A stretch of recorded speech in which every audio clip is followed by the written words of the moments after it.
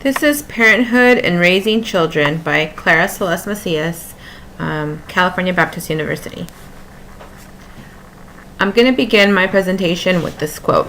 The decision to have a child is one of the few resource allocation decisions that the couple makes that implies an essentially irrevocable commitment to a stream of expenditures over a long period of time. There is an essential difference between children and consumer durables, since, once the child arrives, there is no recourse to a resale market nor to a local humane society. That's from Morgan and King, 2001.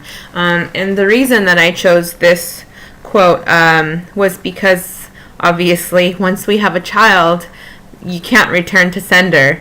Having a child or becoming a parent is a lifelong commitment, from the time that they're infants even to when they are adults. You know, as an adult, I still need my mother. I still need my mother's advice or support from our parents, not necessarily financially, but emotionally, and help with our children and so forth.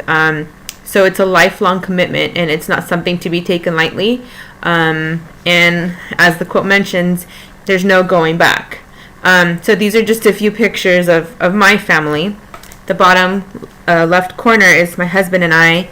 Just above that is my daughter having a meltdown at some point in time over who knows what. It's one of many. Next to that is her as a baby. And you know, our kids just bring us joy and little things that they do, such as that other picture where she's with my husband mimicking him on the phone. Below that is a picture of all of my family, my son, who's my stepson, my daughter, and my husband and I for my graduation. And it's just, our kids give us a sense of fulfillment and a sense of purpose. Going back to school as an adult was definitely something that's very challenging, but my kids give me a sense of purpose. My kids give me motivation to do everything that I do. And so coming back to school wasn't just for me, but it was for them as well. So one of the questions I'm going to address is what factors need to be considered when deciding whether to parent or not. So that's a good question. And before, this wasn't even a question. Before, it was a given that you got married, you had kids, and that's just what you did because that's just what we were supposed to do. But today, however, couples can choose whether or not to have kids. Parenthood is a transformative experience, imposing a unique mix of stress and rewards for those who enter. And that is from Umberson, Prodowska, and Rizek. And I believe that that's very true. You know, being a parent can be stressful at times, but above all else, I believe that it's very rewarding, and I don't regret for one moment becoming a parent. Some of the benefits of being a parent or of parenting include emotional benefits. You know, children bring us happiness. They give us a sense of fulfillment and a sense of purpose. Commitment, you know, we have a commitment to our children, but it also strengthens, at least initially, a marriage. Having young children makes a marriage bond be stronger. Happiness, you know, having children makes you happy. Like, who isn't happy when they see a baby smiling and laughing, or watching your children grow into smart, you know, young, happy children? It helps, it makes you happy to see them happy. Value of children, you know, we become nurturers, and our roles in society and in the world, it changes. It broadens, it makes us see things differently, and it gives us a sense of purpose and well-being. There was a study that says that parenthood and parenting may be more relevant to some dimensions of well-being than others at different points in the life course. So, you know, they help us, give us a sense of well-being, or sometimes even take away from that at certain ages. I'm sure the teenage years is one of those. And that it came from the Umberson, Prodowska, and Rizek article as well. And this is a continuation of the previous slide. To parent or not to parent, that is the question. Some of the cons of parenting, as you see in this picture, there's money flying everywhere with that baby because kids are expensive. In a study, I believe it was actually in our lecture, talked about how having children is costly.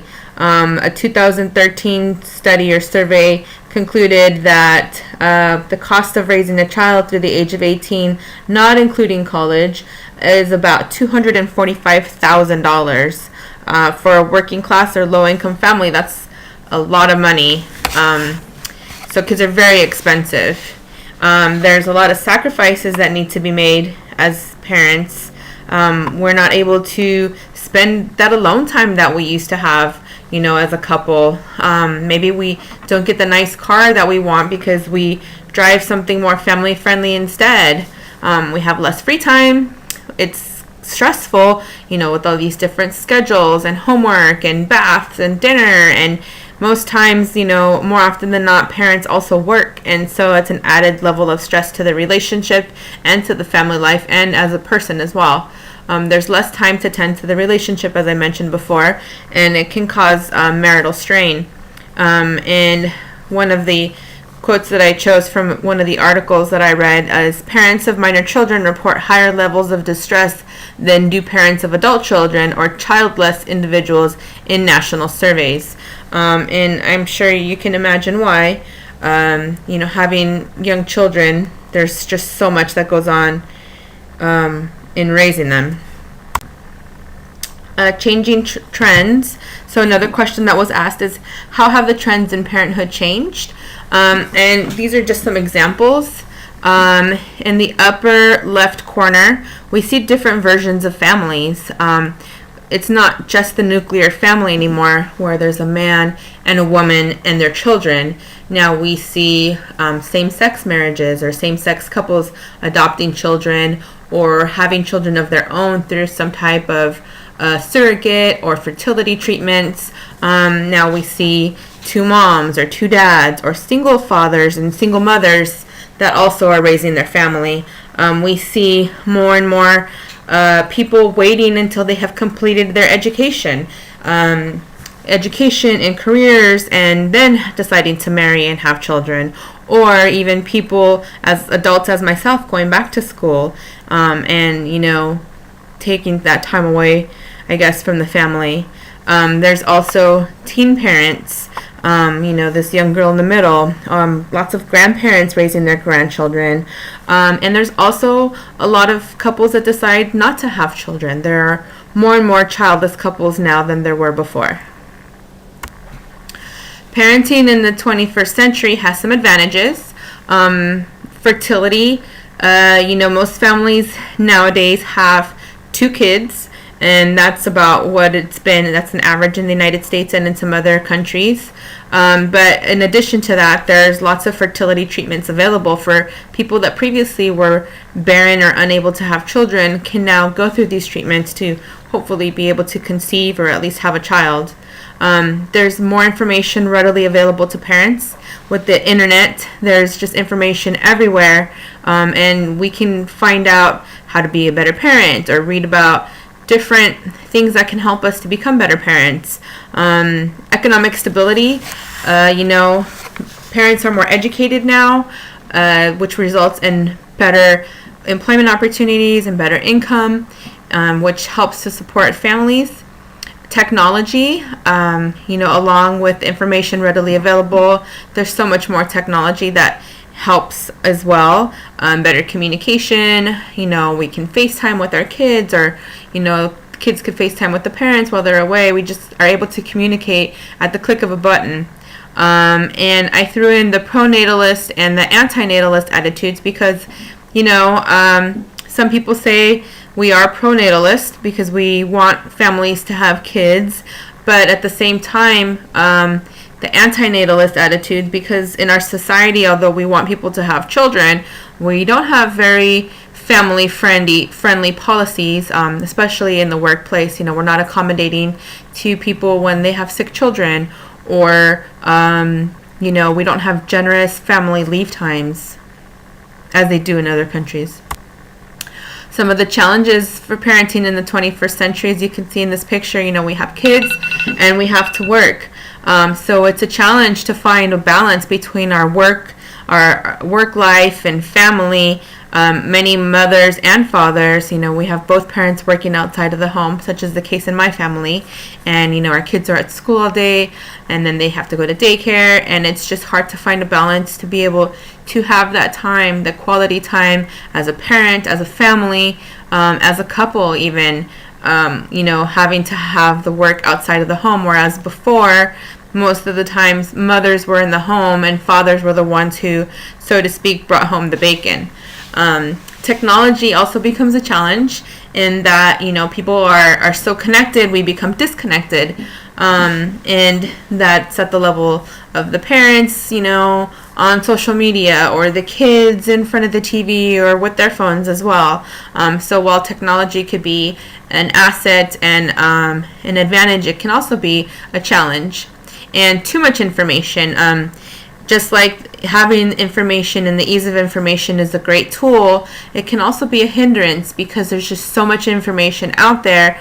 We don't know what's accurate, what's not, and it can become overwhelming, being bombarded with vaccinate, don't vaccinate, homeschool, take your kids to private school, and there's just so much conflicting information.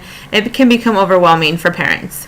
Economic instability is also, although we are more educated now than parents were before, we recently just came out of an economic recession, and people lost jobs, and it can cause a crisis within a family.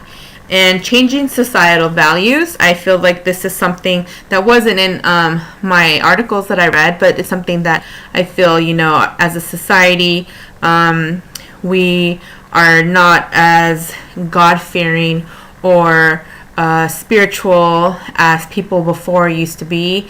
There's a lot of people that don't believe in God, who don't teach our children morals, and so our just society is changing, and things that were once taboo are readily accepted, and things that we may not necessarily agree with are just more prominent in our society. And so that is definitely a challenge also, at least in my opinion, of parenting in the 21st century.